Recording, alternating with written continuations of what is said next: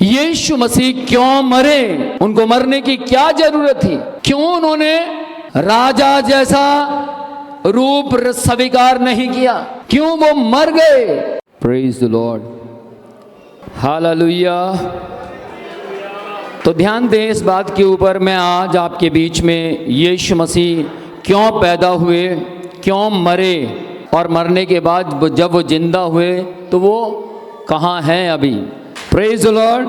अगर आप में से किसी को पता हमारे देश के पहले राष्ट्रपति कौन थे तो क्या आप बता सकते हैं? शायद हो सकता है आप कंफ्यूज हो जाएं, क्योंकि पहले व्यक्ति को याद करना बड़ा मुश्किल है, क्योंकि हम लोग कौन से सन में हैं।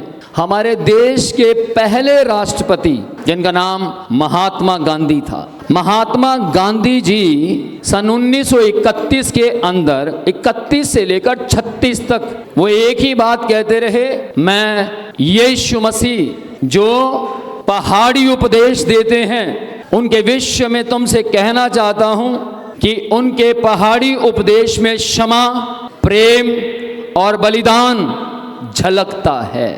ये महात्मा गांधी जी के शब्द हैं। ध्यान दें इस बात के ऊपर, डॉक्टर सर्वपल्ली, जिनका पूरा नाम सर्वपल्ली राधाकृष्णन था, वो हमारे देश के दूसरे राष्ट्रपति हुए। और उन्होंने भी क्या वर्डिंग बोली है, यीशु मसीह आत्मिक सत्य के महान शिक्षक थे। मैं आज आपको बोलना चाहता हूं, हमारे देश के पहले प्रधानमंत्री कौन थे? पंडित जवाहरलाल नेहरू। पंडित जवाहरलाल नेहरू ने क्या कहा यीशु मसीह के बारे में? यीशु मसीह का जीवन मानवता के लिए त्याग और सेवा का महान उदाहरण है। बाइबल के अंदर एक बात क्लियर लिखी है, यीशु मसीह के बारे में कोई भी अगर व्यक्ति कुछ भी शब्दों का इस्तेमाल करता है तो वो व्यक्ति अपनी मर्जी से नहीं, उस परमेश्वर की सोच से इस्तेमाल करता है।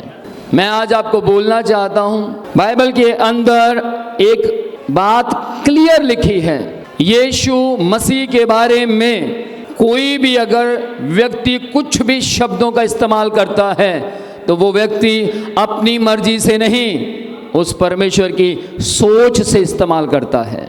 हमारे देश के अंदर चौथा व्यक्ति, इतिहास में नाम उन लोगों का लिखा जाता है जिन्होंने कुछ अलग किया हो।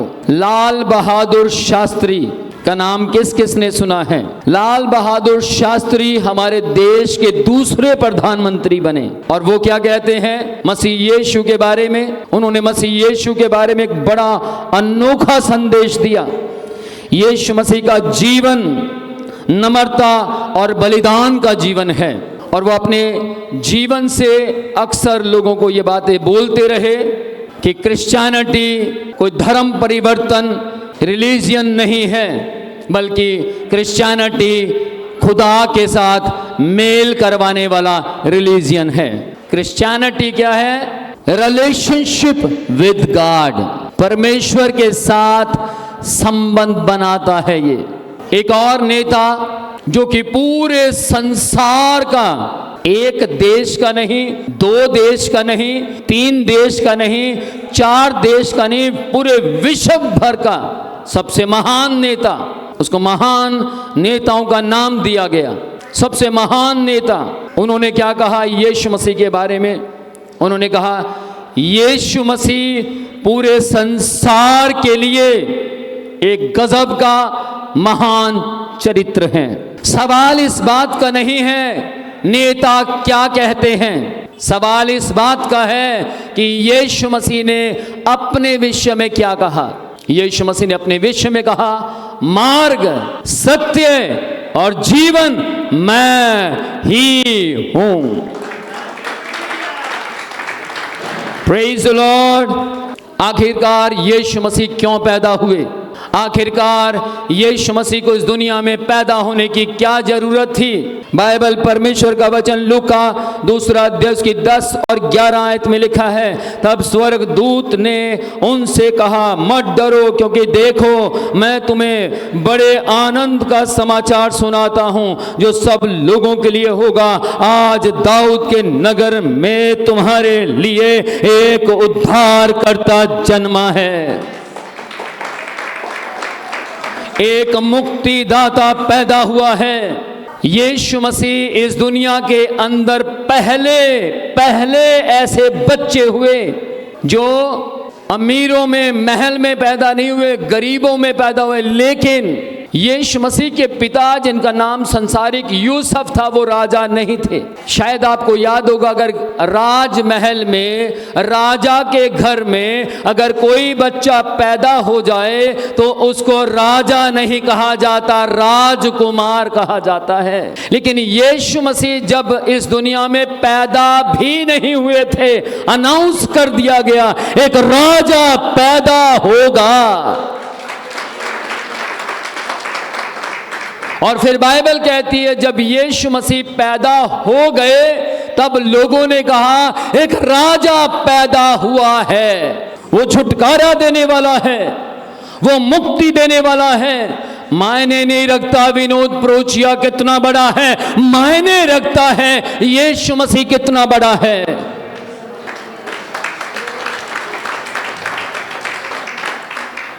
यीशु मसीह क्यों पैदा हुए?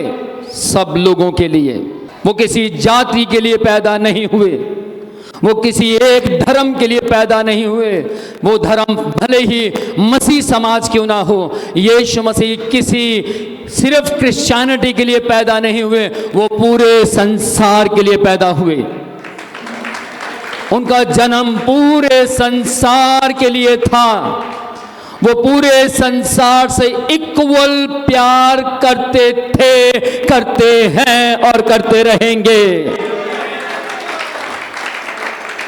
यूहन्ना 3 अध्याय उसकी 16वीं आयत में परमेश्वर का वचन कहता है, परमेश्वर ने जगत से ऐसा प्रेम रखा कि अपना इकलौता पुत्र दे दिया ताकि जो कोई उस इकलौते पुत्र पर विश्वास करे वह नाश ना हो परंतु सदा का जीवन पाए।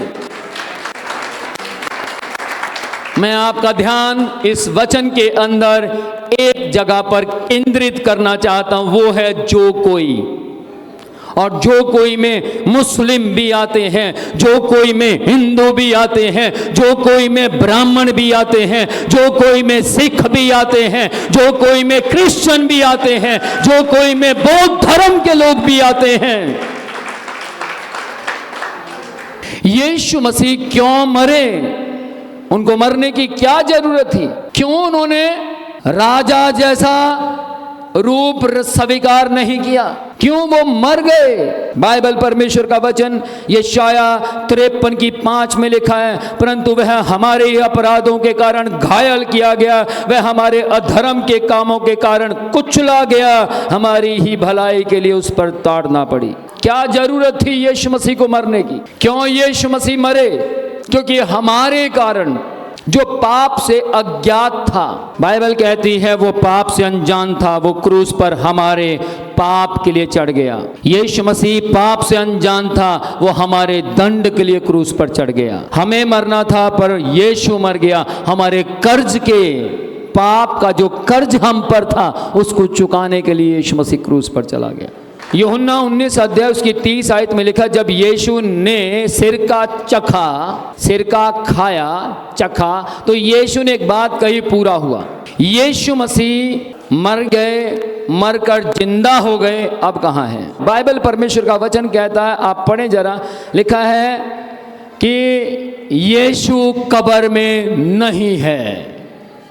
मैं वो कब्र अपनी आंखों से देखकर आया इज़राइल में, जो आज भी खाली पड़ी है।